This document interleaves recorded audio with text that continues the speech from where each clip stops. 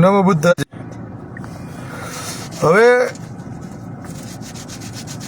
પેલા ચેતન ધાનાણીએ રાજીનામું તો દઈ દીધું, પણ હજી એની અટકાયત થઈ નથી.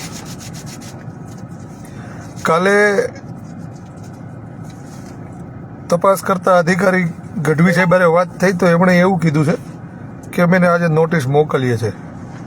અને મેં સાહેબ વાત એ કરી કે સાહેબ એની નોટિસ નથી મોકલવાની, પણ શું છે કે હમણાં ઓલું સુપ્રીમ કોર્ટનું judgement Arnesh Kumar versus state of Bihar 7 વર્ષથી નીચેની સજામાં નોટિસ પાઠવી.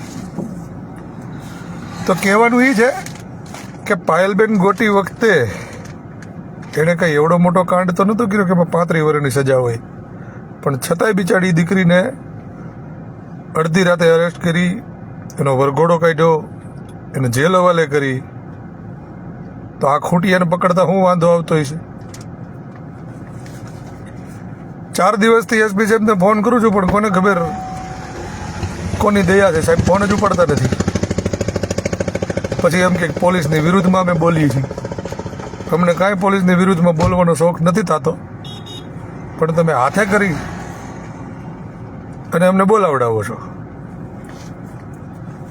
કહેવાનું એ છે કે આજ સાંજ સુધીમાં આ ચેતનને પોલીસ અરેસ્ટ નહીં કરે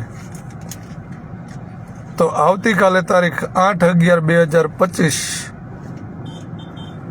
સવારે 11 વાગે એસપી કચેરીએ હું પાલોઠીવાળો આવું છું. અને જ્યાં સુધી આ ચેતનની ધરપકડ નહીં થાય ત્યાં સુધી હું ત્યાંથી ઊભો થવાનો નથી.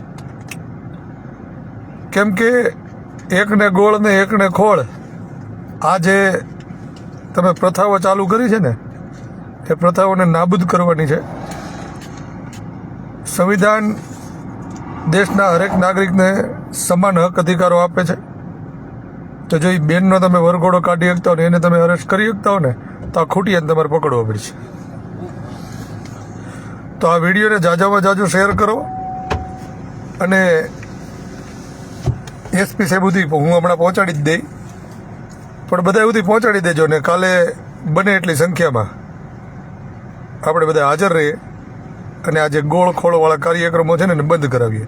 અમે સમજીએ છીએ કે પોલીસને ઉપરથી તકલીફો થતી હોય, ભીડ પડતી હોય, કેમ કે ત્યાં ઉપર બેઠેલા સત્તાધીશો હોય ને એને કહેતા હોય કે આ નથી કરવાનું, નાનો આમ નથી કરવાનું કે ફલાણું પૂછડું, પણ પોલીસે નિષ્પક્ષ રહી અને પોતાનું કામ કરવું જ પડે. તમારે અહીંયા નોકરી કરવી, અહીંથી બદલો થાય તો ત્યાં બીજે ક્યાંક નોકરી કરવી, પણ તમે જો સત્તા પક્ષના હાથ નીચે આવી અને તમે ભાન ભૂલી અને એકને ગોળ ને એકને ખોળ કરશો ને સાહેબ તો એ ભેગું નહીં થાય.